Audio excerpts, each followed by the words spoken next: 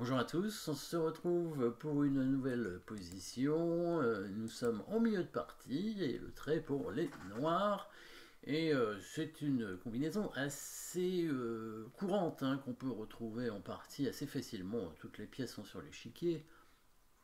Il n'y a eu aucun échange, donc c'est vraiment la fin de l'ouverture, début du milieu de partie.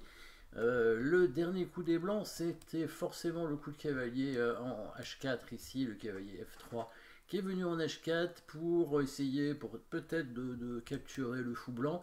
Et éventuellement, si les blancs sont optimistes, ils peuvent essayer d'avancer leur pion pour essayer de le bloquer aussi.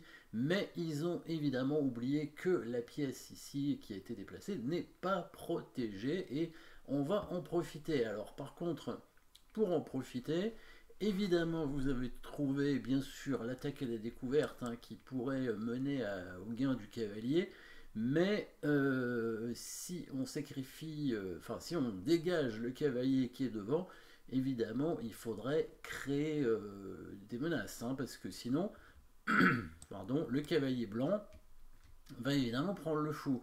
Donc admettons qu'on prenne simplement le pion ici en E4 avec le cavalier, il va pas reprendre le cavalier en fait, parce que sinon on va prendre le sien et là on aura gagné le pion qu'on convoitait en fait.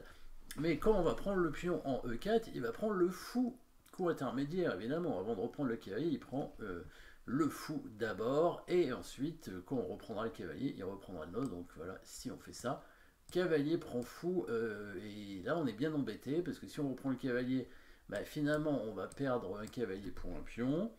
Et si on fait autre chose, si par exemple on prend ce cavalier là plutôt, bah, il va prendre le fou en faisant échec. Voilà. Et du coup bah, là on va être obligé de prendre le cavalier et il aura quand même une pièce d'avance. Donc on a bien compris qu'il fallait prendre de l'autre côté, sauf que quand on prend l'autre côté, il y a la dame qui va reprendre. L'autre côté, c'est évidemment sur l'autre pion. Pourquoi il est obligé de prendre le cavalier? Bien sûr, vous l'avez vu, c'était un coup forcé. La menace de mat avec la dame qui arrive en H2. Voilà, si on fait cavalier prend G4, bien sûr, il ne peut pas prendre le fou en G6 à cause de dame H2 mat. Donc c'était le coup forcé de la position. Le coup qui avait prend G4, sauf qu'il va prendre évidemment avec la dame, parce qu'il est malin, il avait prévu ça. En prenant de la dame, il protège son cavalier. Mais nous, on est beaucoup plus malin que lui, évidemment. On a prévu une déviation, probablement. En tout cas, on va essayer de dévier cette dame qui défend le cavalier, le défenseur donc du cavalier. On a des moyens, plusieurs moyens d'attaquer la dame. Il y a des pions qui peuvent avancer, il y a un cavalier qui peut arriver. Quel est le plus efficace? C'est pas le cavalier, parce que si le cavalier vient en E5 pour attaquer la dame va bouger tranquillement en G3, on protège toujours le cavalier et du coup bah, pas d'autres menaces derrière pour les noirs. Donc on va avancer un pion, le pion à avancer c'est bien celui-ci, F5, H5 sert à rien je pense non plus, parce qu'il va mettre pareil, la dame en G3, et là on va être embêté aussi. Alors on a une attaque sur la dame, c'est avec le fou ici, mais il va mettre le pion devant tranquillement et on récupère pas notre cavalier. Alors que si on avance l'autre pion, que se passe-t-il? Alors il peut échanger, on reprend le pion, ça change rien. Là, si jamais il met sa dame en G3, comme convenu tout à l'heure, on continue à attaquer la dame, et cette fois, il ne pourra plus revenir en G3, puisqu'il y a le pion qui est en F4, donc quand il revient en G4, bon, s'il vient en G2, on va évidemment lui prendre son cavalier. Alors il peut prendre ce pion sur échec, mais il va avoir des soucis, par exemple comme ça, avec une attaque sur le roi qui va bientôt arriver.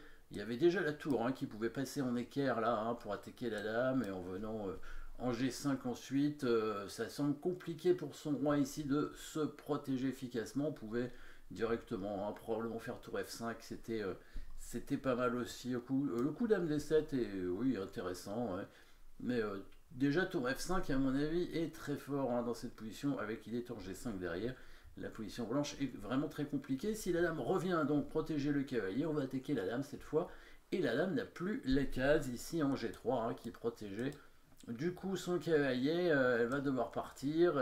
Alors s'il fait échec, on va simplement couvrir avec le fou. Voilà. Et il va être obligé de bouger à nouveau. Il n'y a qu'une case, c'est ici. Et là on peut prendre son cavalier tranquillement.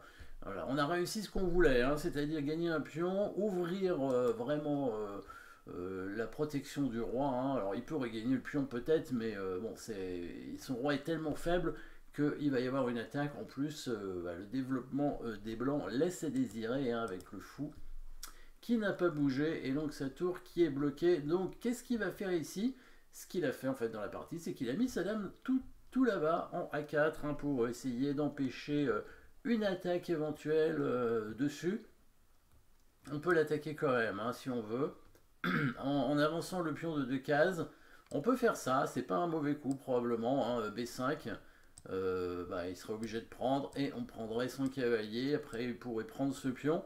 Alors la différence ici par rapport à tout à l'heure, c'est qu'il n'y a pas le passage de la tour en équerre qui pourrait attaquer le roi avec tour F5, mais on a quand même une position intéressante, même si les blancs ont quand même gagné un pion.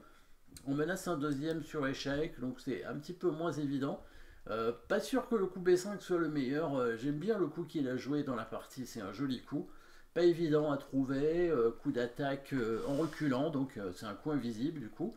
Un coup d'attaque en reculant, peut-être pouvait essayer de chercher dans cette position le coup qui, peut-être le plus fort, hein, certainement, de la position avec les noirs, crée une menace, bien entendu, hein, donc un coup forcé. Alors il n'y a pas d'échec dans cette position, enfin il y en a mais ils sont pas bons. Il n'y a plus de menace de mat, hein. La menace de mat, bah, on l'a faite et il n'y en a plus du coup. Donc du coup on va jouer sur l'attaque de la dame. Alors le coup B5 c'était l'attaque de la dame qui n'était pas inintéressant. Ici on va jouer un coup qui va menacer de gagner la dame avec l'enfermement de la dame. Peut-être avez-vous vu ce coup, le fameux coup invisible fou qui recule pour menacer la dame à la découverte, hein. L'idée ici c'est que, par exemple, alors bon, dans la partie, il a joué cavalier F3, là, on va simplement mettre le cavalier en A5 pour attaquer la dame, contrôler la dernière case ici, la dame n'a plus de case à sa disposition, tout est contrôlé ici par les pièces noires, hein. Il n'y a rien à faire, hein. La dame est perdue. Alors évidemment, le cavalier HF3 n'est pas bon, il aurait dû mettre l'autre cavalier. Quelle est la différence? La case ici est protégée par le fou, donc c'était un peu mieux, hein. Il n'y avait plus le coup cavalier A5, hein. Le cavalier A5 aurait permis bien entendu le coup dame F4 qui sauvait bien sûr les blancs. Par contre on pouvait quand même gagner la dame en mettant le cavalier au milieu et oui en D4. Mais il aurait fallu gagner, donner pas mal de pièces pour prendre la dame. C'est-à-dire ici le pion peut prendre le cavalier, on prend la dame avec le fou et reprend le fou.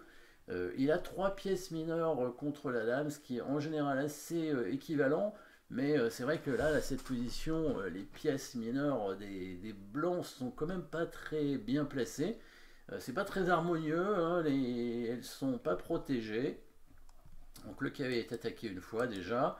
Le fou n'est pas protégé ici, donc ça c'est un peu... c'est pas terrible quand il y a une dame sur l'échiquier, hein, qui peut venir attaquer facilement les pièces.